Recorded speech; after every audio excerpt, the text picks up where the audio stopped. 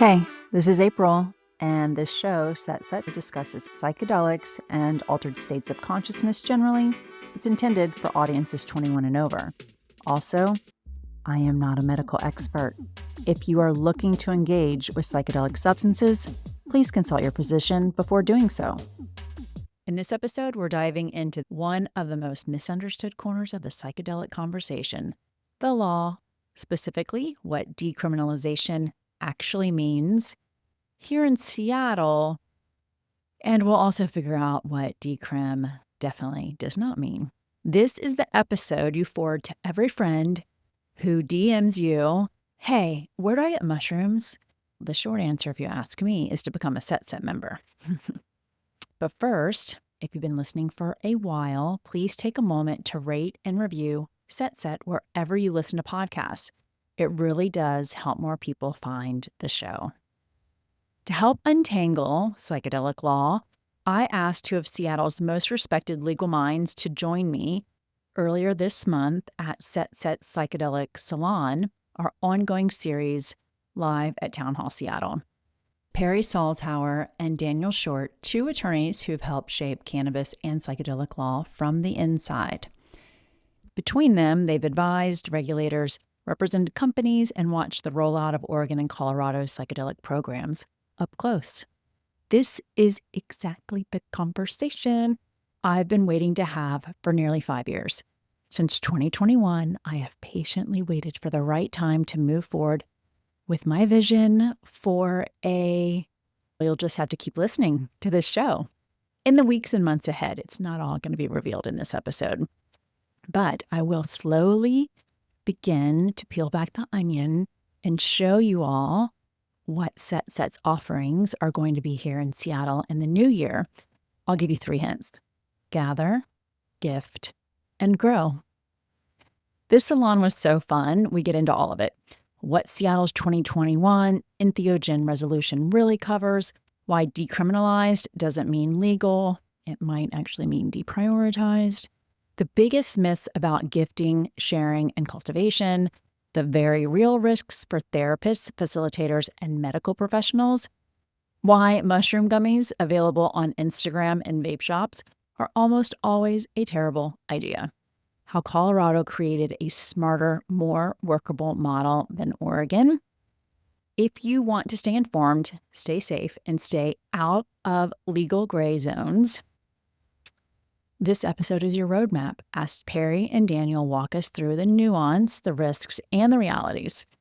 And if you find this episode helpful, check out my Substack and access the Psychedelic Toolkit, which includes clinician-created microdosing, integration, psilocybin, and ketamine guides, monthly support calls, and my source for the safest medicine in Seattle and beyond.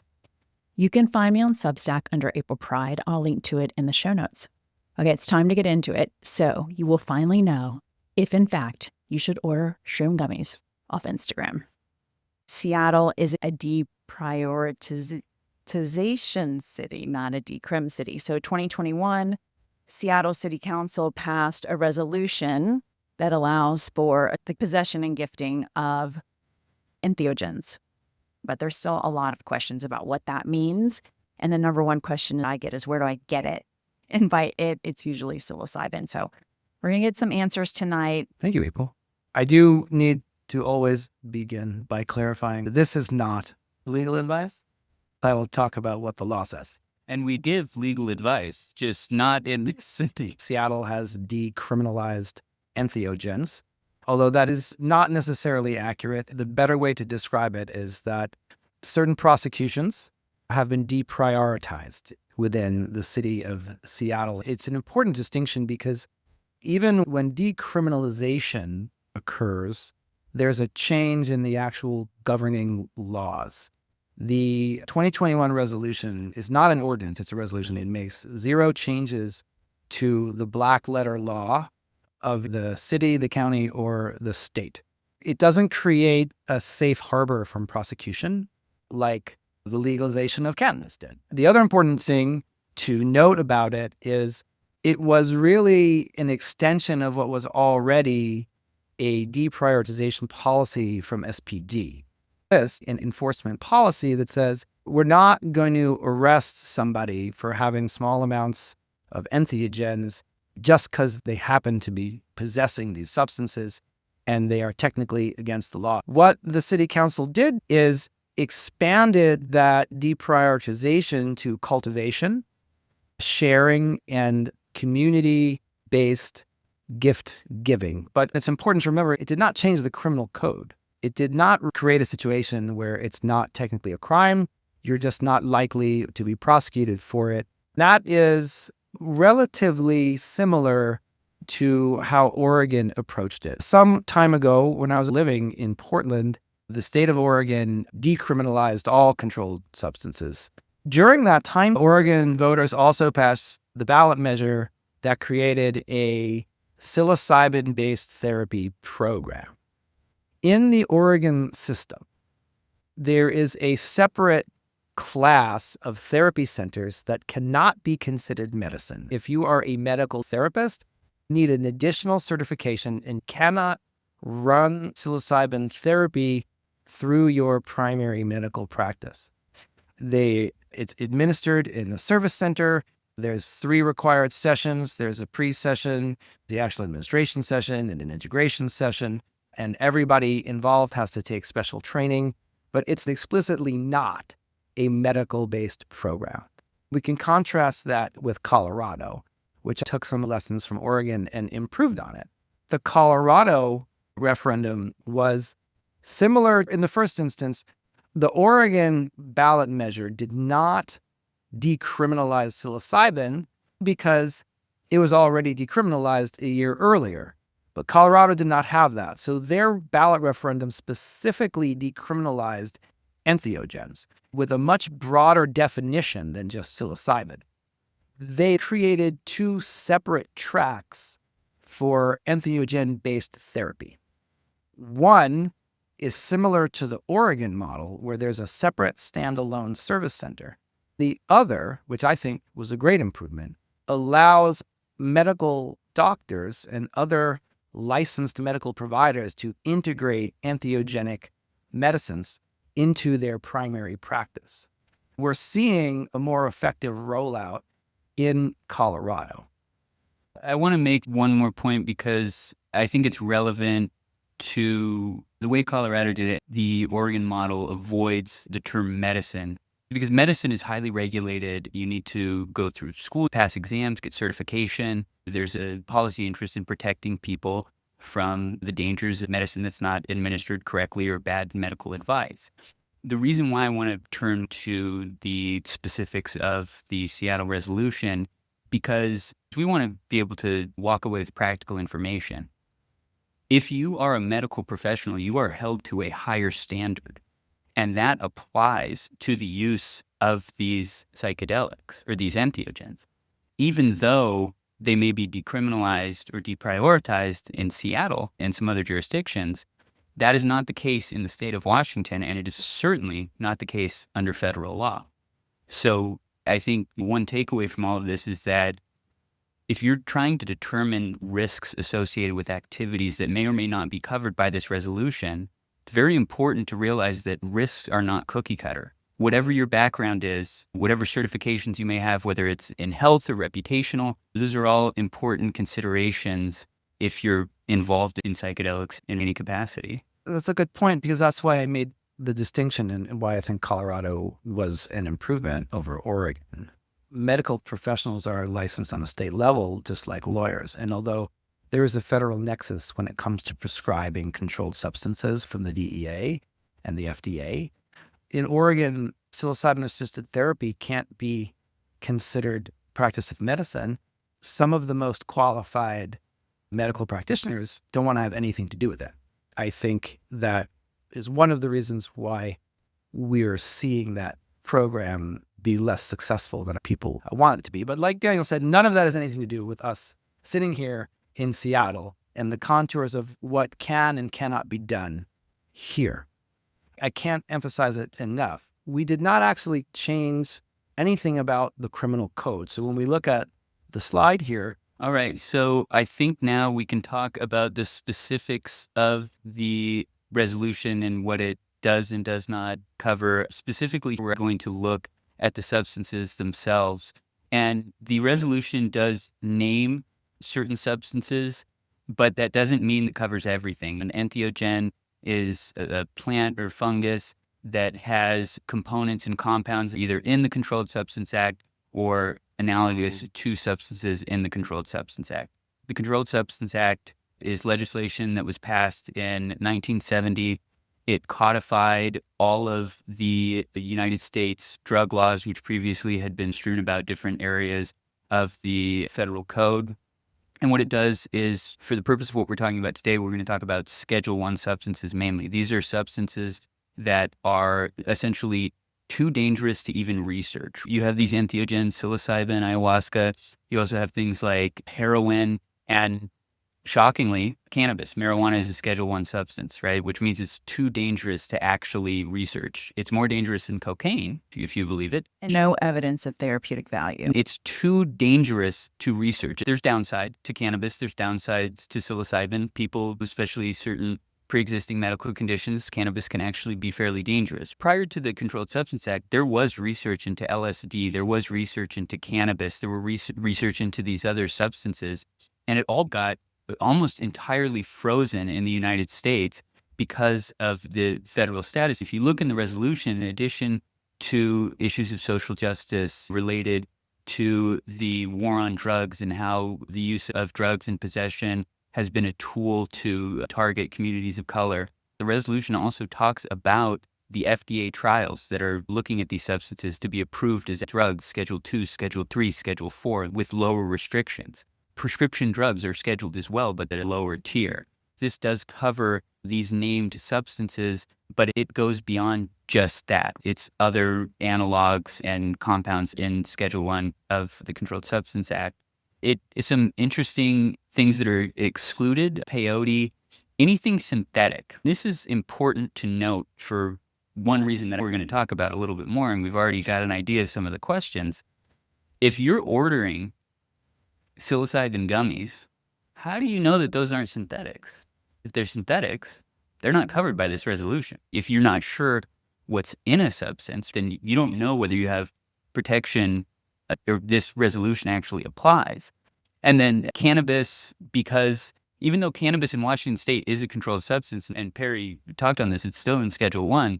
If you're over the age of 21 and you possess less than an ounce of cannabis flower, then that is legal. If you have a license from the Liquor and Cannabis Board to grow, process, or sell at retail, that's legal as well.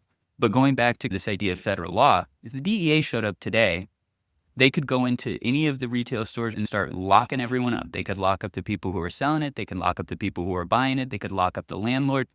Maybe they could lock up the lawyers. Levels of government in the United States. And there's this old phrase, maybe Learned Hand, one of these old Supreme Court justices, who called states the laboratories of democracy, meaning that as states, we can test out things that may then work at the federal level or they may not. And I like to use the analogy that cities are like the beakers of democracy because they have smaller jurisdictions within a state where we can try things that may be different. But there's no question that federal law still applies. You have no protection in federal law because of this resolution. It's still in violation of federal law. Same with cannabis. It's just the likelihood of any enforcement, especially after years of established use, is relatively low. Yeah. At the end of 2024, two distributors that I know in California had packages confiscated by the FBI. They said you cannot ship it across state lines. So to me, that message was it's important that we keep this local. Get your stuff from somebody that you know or somebody who knows somebody. And if you don't know somebody, you know me. Keeping it hyper local is the message I keep getting from people getting in trouble with the law. Then that's a good segue to talk about what is allowed locally, right? Resolution does enact a certain enforcement policy. And the key elements are, in my mind, the most important element is the lack of a commercial transaction. It cannot be for what us lawyers call consideration. What does that really mean in the context of your day-to-day activity? Daniel and I spent a good amount of time over the last few days talking about, arguing a little bit about Some hypotheticals from the real world. You can't put it in. So what if I, Daniel, invited a bunch of people to my house and it was a college keg party and I said, everyone has to pay $15 to get in, but there might be a bowl of mushrooms there. Have I just violated the ordinance? As lawyers love to say, Perry, it depends. We do have other areas of the law we can look at. There is a distinction in federal law with regards to what is a sale of a controlled substance versus just a gift or sharing. Even though gifting possession isn't legal under federal law, there are different stakes for different activities. What you look at under federal law is whether or not there is an exchange of anything of value. Back to Perry's mushroom keg party, which does sound like a decent Saturday night. We do not advise that you have alcohol and controlled substances at the same time. That's a great point. Is there going to be music, maybe a featured guest? Then you maybe have an argument that the psilocybin is not necessarily related directly to the $15, $20 that you pay at the door. And you mentioned a bowl of mushrooms where people can take as needed. That would factor in favor of the idea that's covered by this resolution, because you're bringing people over, you're opening up this space in your house, you're providing conversation. So I think if you had that just out, then you're in a safer, better set of facts, right? Now, what if you walk in the door and you get a little packet that has Perry's homegrown psilocybin all packaged nicely? That's a different story, because then you're looking at a commercial transaction where you are paying money and receiving a predetermined amount, which has been calculated to derive not just a profit, but a profit margin, where you're looking at how much you're actually getting off of each packet. That feels a lot more like a commercial transaction. So is what you're saying, if it's an all-you-can-eat mushroom buffet, you're fine. But if I have it in a little package, it might change the analysis. The resolution does say that you're allowed to cultivate and share with other practitioners, right? If people are able to either ingest or not, if you're not tracking specific transactions and profit margins, that seems more like sharing. Frankly, we haven't seen this really tested. We don't have specific guidelines. We're looking at other areas of the law and criminal sentencing guidelines. Perry, let me throw a hypothetical back at you. Let's say that I am setting up my own little shop. I'm selling these sandwiches that I'm making, and they're pretty good sandwiches, but I'm charging $50 a sandwich. You also, with this sandwich, get some psilocybin. Where does that fall? You're paying for the sandwich. They decriminalized cannabis prior to enacting a formal regulated cannabis system. There was a model that we call the sticker shop, right? Somebody goes into the store and they pay $50 for a sticker, and with the sticker, you get a free bag of weed. That is certainly frowned upon, but it's a good segue to talk about what's really at the heart of these analogies, which is, what would a prosecutor, what would a judge, what would the police look at when they're analyzing this issue? One of the things we touched on was, what else is around it? Is it packaged?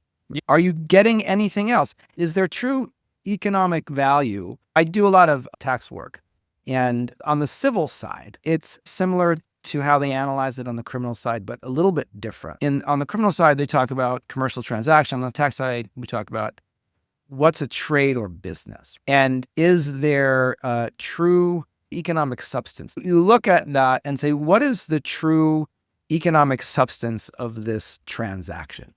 Is it really a sticker or a sandwich? Or is this disguised sale of a controlled substance? A 5-cent sticker being sold for $50 is clearly a disguised transaction. The point we're trying to make is that there's the gradient here. There's a gradient of facts and circumstances that take a person from clearly within the scope of the spirit of the resolution to outside the bounds. There really isn't any way to describe that other than by talking about the factors, talking to people and trying to understand what their questions are and trying to fit those questions into what we know about other areas of law, because in this city, there's no precedent here. There's nothing we can look to say, this is clearly illegal and this is clearly not legal. It's important to note that they specifically make reference to this community-based sharing protocol, which seems to be aimed at creating a more secular community-based version of the RFRA exemption, Religious Freedom Restoration Act, which sounds conservative but isn't. I want to go back to a couple things. The spirit of the resolution is the bowl of mushrooms, $15, just pitching in. I think the spirit is just the bowl of mushrooms. If we're looking at examples that are trying to get to what's within or without, buying mushrooms off Instagram is completely outside the scope of this. Going in and just paying directly for psilocybin or any other entheogen, that's outside the scope of this. And I just want to make sure that we cover that. Please, let's clarify. Let's go back to the fact that since 2021, this resolution has never been tested. You did say that. Not to our knowledge. It's possible that we're not criminal defense attorneys. I know that there was at least one bust on Capitol Hill where there was also cocaine, but there were significant amounts of magic mushrooms. What is personal use? Sure, it's looking at that. Personal use, you look at a lot of things with what is personal use. Even if you have cocaine, it's different if you have an amount that is ostensibly for one person versus bricks and brick faith. One of the things you said when we were chatting earlier today, you talked about individually packaged goods, right? And there being a margin, right? So that's commercial enterprise, but also are there scales on the property? Are you weighing things? All that stuff is fascinating to me. Yeah, right? and scales, we talked about this in the car ride over because scales are a strong indication of a commercial Cooking in their kitchen. Exactly. Or, I think we do agree because the idea that you have a scale for personal use, that's how you determine people use different amounts of mushrooms. You have the hero dose, you have a microdose, and then gradients in between. Even if you are sharing without any expectation of anything in return, whether monetary, exchange of other goods, or anything of value, scales are specifically named as paraphernalia and an indicator of a commercial activity. But again, that's where some nuance is necessary. If a prosecutor saw the scale, they're going to reference the statute. But I do think that there is an argument to say, maybe I'm using it for regular mushrooms or to figure out how much cucumber to add to my salad. Weighing my diamonds. If you have diamonds that need to be weighed, it's good for you. And I am not selling mushrooms. Another thing that can show that there is commercial use is plan, right? If you're planning around, I'm going to make this much money, or putting together different quasi-sales on a regular basis, or you're sourcing things out so you can turn it around. Those are aspects that a prosecutor would look at in terms of determining sentencing, which we're applying to the likelihood that you would actually get arrested in the first place.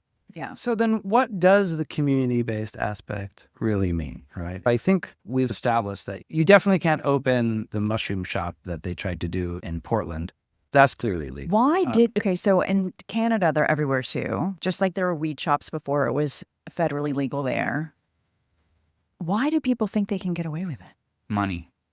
They think we're going to make so much money. People are going to get our card and call us up later. They make the money in the short term. We see this all the time. I don't think any of those guys in Portland, It's they did not go to jail for any significant period of time. even without decriminalization, it's so low on the priorities. SPD and leaders of the city, they're not meeting to talk about psilocybin. They're meeting to talk about fentanyl, and as they should be. There are more pressing issues than the sale of psilocybin. If you have the risk tolerance, this isn't legal in any way. As an entrepreneur, I can understand why people would be drawn to this. It's a relatively low risk. And frankly, there's a whole industry interested in psychedelics. It's a movement. And you can dine off of the idea that I got arrested for selling plant medicine. You're like he's looking me in the eyes. I have talked to 7 lawyers in 4.5 years, and nobody will tell me what I want to hear, which is I can do what I want to do. But I feel like I just heard that I could do what I want to do. I think you won't have any legal cover, but people do it. People definitely do it. We can't help you because we can't help people. But there is a call out, at least in the resolution, to this community-based sharing. And so how do you put community-based sharing and gifting together with the prohibition against for consideration? And that's where I think I don't understand what that means. the prohibition against making it a commercial sale. When civil law looks at whether something is a trade or business or an occupation, they look at two major factors. One is the regularity with which you engage in this activity. The second is whether you engage in it with a motive for profit. When I think about how to implement some of these community-based ideas in Seattle, the first thing that comes to mind is, okay, take away the profit motive. What do we have? We have something that looks like a nonprofit, but that's a huge universe of things.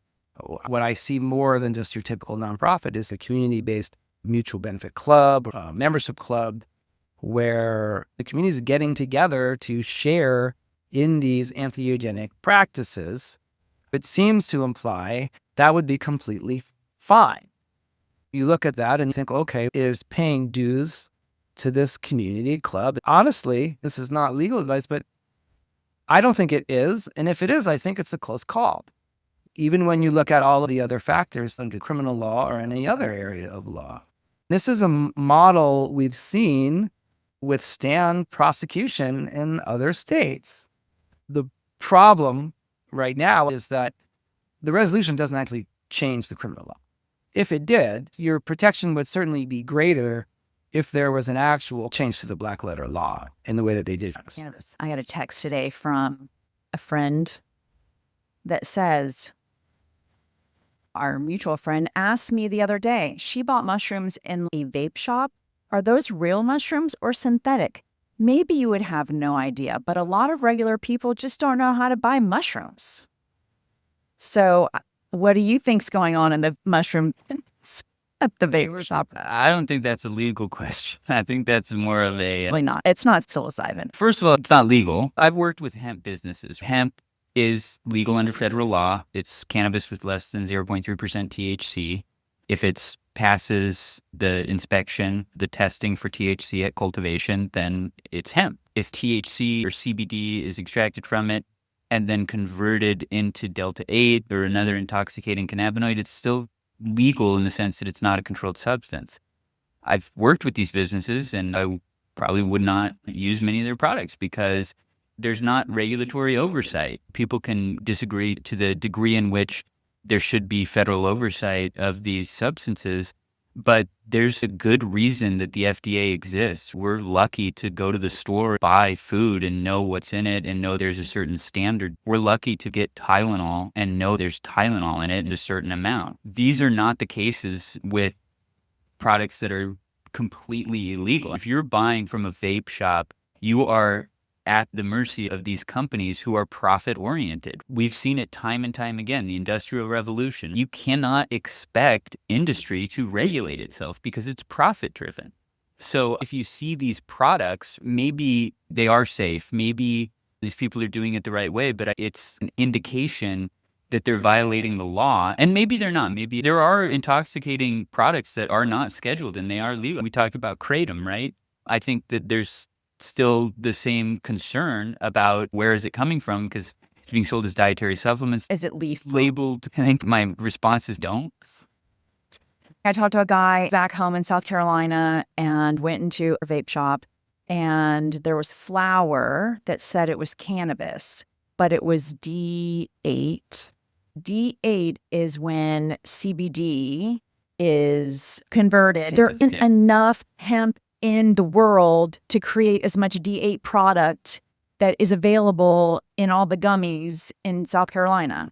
So what they do is they just take hemp flower and spray it with synthetic, and then you smoke that. So you're smoking a synthetic chemical. And that is the type of stuff that people are buying in vape shops. That's the stuff you're buying on Instagram. The people who are making the most money are making the worst products. Go to your local cannabis stores. Most underground psychedelic guides include language and client agreements around disclaimers or liability. Do these agreements stand up legally in any way? What can guides do to protect themselves and their clients? You could find 6 lawyers in this space, good lawyers, and you might get 6 different answers. What it comes down to is a question of enforceability first, and then just practical, like creating paper trails of illegal activity. A contract can be unenforceable if it is an illegal contract. You can't go to the police and say, I had a deal to buy all this cocaine and I put a down payment and this guy is not giving me my cocaine. The court would say, this is an illegal contract. We can't enforce it. We can't have our bailiffs go out and seize the cocaine and give it to you. If you have a contract geared at this illegal activity, then there's an argument that it may not be enforceable. But to play the other side of that, people have been making that argument about cannabis, even though it's federally illegal. And for the most part, it doesn't hold up. Courts are willing to enforce these state legal cannabis contracts, even though there is this illegality defense. The other side of it, though, is a question of you got 2 people signing something that says we are going to do this illegal activity. And so that creates a paper trail. I think there is a clear answer to that question. And the answer is it does not act as an absolute shield. It also depends on what exactly you're trying to insulate yourself from. There have been several civil cases brought, some successful and some not, against some of the ayahuasca retreats. There have been a couple of pretty high-profile ones. And the people had a challenging experience. They didn't feel taken care of. They got injured. These are like personal injury cases. Sometimes it's not a physical injury, but these are still PI cases. It's clear it's not going to act as an absolute shield against a lawsuit. In all those cases, the existence of a waiver was a factor in determining whether or not the organizer, the retreat owner, ultimately was civilly liable for those damages. Your chances of being liable civilly go up exponentially. If you do have a waiver, The person signed up. there's a contributory negligence concept out there. At the end of the day, the best defense is good insurance. A combination of waivers and good insurance. In cases where there were waivers, but there's still liability, the waiver is not an absolute shield. They also look closely at what happened. Were there safety precautions? Was everybody trained? Was this just absolutely bonkers activity going on with no oversight, and you just thought that this waiver was going to magically protect you from both civil and potentially criminal liability? And the answer is no, but you should have one. You also think about informed consent from a criminal or civil perspective, where there is an appetite to move beyond just this more rudimentary analysis of whether or not it's an illegal activity. There could still be a slip and fall that has nothing to do with ayahuasca. Somebody might just on their walk up with their luggage fall. So there still is a potential value to having a waiver. Over the years, I have warmed up to the idea of it. To answer the question, you can protect yourself with a waiver and insurance. There's no doubt. Does the law and this recent resolution you're talking about treat possession and cultivation differently? Great question. So if we don't have a club around consuming mushrooms, we have a club around cultivating mushrooms. We're going to teach you how to do it. And then like everyone brings their tubs in and show each other off their tubs and stuff. They're not consuming at all, just cultivating. That's a great question. Before the resolution, SPD already had an enforcement priority to not go after low-level possession of entheogens. One thing that changed with this resolution is it did extend it to cultivation. So under this resolution, it's deprioritized the idea of cultivation, especially if you're providing value beyond just that. And I think a growing class, that's a great example.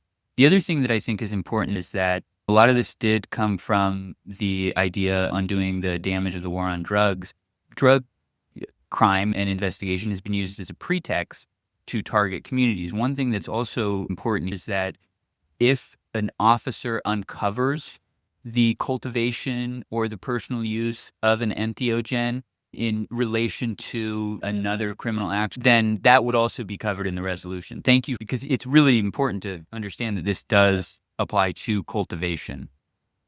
I think we looked at that risk matrix that was there. I would say that charging for a master class on how to cultivate psilocybes or any other entheogenic mushroom is probably among the lowest risk. Definitely lower risk. If you had the spores and you were putting it into rice bags, or you have a tub of mushrooms. That is federally illegal, but I think that's Yeah. fine. I think that's absolutely fine. Selling the spores is okay. Selling the medium is okay, but selling the spores with the medium together is not okay. Can you speak about Washington law in relation to growing psilocybin for personal use in your own home? What's up with Washington? I don't think there would be any cover for that. Washington, interestingly enough, is one of the only states that doesn't allow for home cultivation of cannabis. I don't think you have a cover at all. Again, it goes back to the fact that there is no carve-out, and then they did not create a safe harbor. Can I microdosing and fulfill my professional obligations? Could you say if you're operating heavy machinery, if you're licensed by the state, are there specific things? A hard time of thinking a situation where this couldn't get you fired. If you work for yourself, I know what they're asking. It's very expensive to drug test for psilocybin. It's extra money for your employer. They do not usually do it. So usually the answer is don't worry about it. As a medical provider, if there was a patient that had curiosities about psilocybin or any of these substances, how could you educate them and not have your license in jeopardy? Yeah, I think there is going to be some risk. There's certainly risk associated with facilitating the actual use, but you do have, as a medical professional, First Amendment rights. We saw this come up in the medical marijuana context. I can't remember the name of the case, but there's a case out of California where basically, one in Arizona, where the doctor does have a right to eyes on the pros and cons of the use of cannabis. What I think you would really want to look at, that's the law, right? But you, as a healthcare professional, have your own set of regulations and likely your own national standards, like the American Psychology Association. That's where you would want to look and tailor your analysis. If people are coming to you for advice on this, we want healthcare professionals to give honest feedback on this. What I think you just need to be wary of is whether this is in the patient's best interest. I think you have to look at the specifics, right? If they have certain predetermined issues, I would advise staying away from it. The safe thing is to explore other options first. Talking about it is a lot different than providing or doing or guiding or getting involved. And that's where we've seen healthcare professionals get into some trouble. That issue came up a lot when they were discussing the regulations to implement the Colorado referendum and Oregon's initiative. That may be the biggest advantage to having a state program. There's clarification about the extent to which you can advise a patient that there is this other option out there that is not a pill made by a pharmaceutical company that may help you. Okay, so doctors have a First Amendment right to provide that information, but the practice of medicine is about tailoring a specific course of treatment to a specific patient. In my opinion, the First Amendment protections don't go far enough to allow medical providers to safely make that assessment. What does this patient need? What pre-existing conditions does this patient have? Is it indicated or contraindicated in a certain situation? That's a first step on the state level to move this in the right direction. If you would like to separate your professional licensure from administration of entheogens, what are the best practices to go about separating this if you are wanting to open a practice around administration of entheogens? And then the next question is, if you're a licensed therapist wanting to offer psychedelic assisted therapy, what is the safest state to do and how can you protect yourself and your license? Well, it seems like the second question would be Colorado, right? Because there is a state authorized pathway to do so in Colorado. Do you want to take this? The first one, that's... Separate your professional licensure from administration of entheogens. You're high risk. The idea that you'd be working with patients versus non-patients, I think, is relevant here. It's going to depend on specific regulations around your profession. As lawyers, we can't just opt out of our professional responsibilities just because we're not actively practicing law. We still have, we're still officers of the court.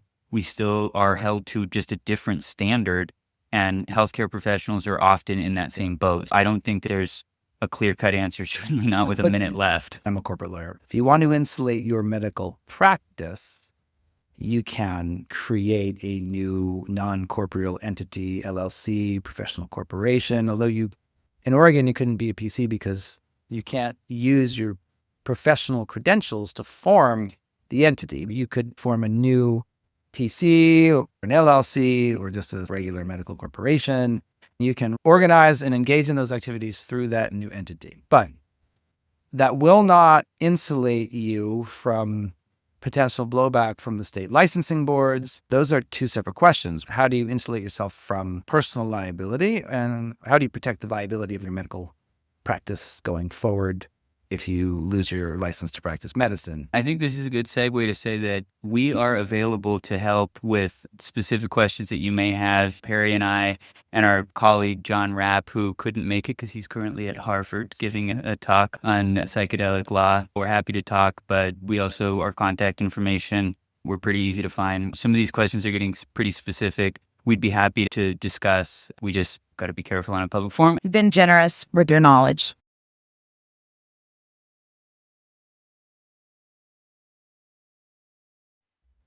Thank you for listening. I hope you learned everything that you were hoping to about psychedelic law. In this episode, I will link to Perry Salzhauer and Daniel Shortt's information in the show notes.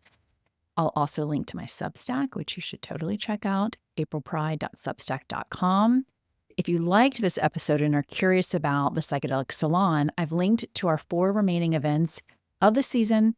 This salon is part of our ongoing series co-produced with Town Hall Seattle, where we bring together legal experts, clinicians, researchers, creatives, and curious community members to explore the rapidly evolving world of psychedelics with clarity, humility, and plenty of straight talk. Our next salon is February 5th, Psychedelics and Seniors. Tickets are available for in-person and live stream. This is your host, April. Tune in next time to get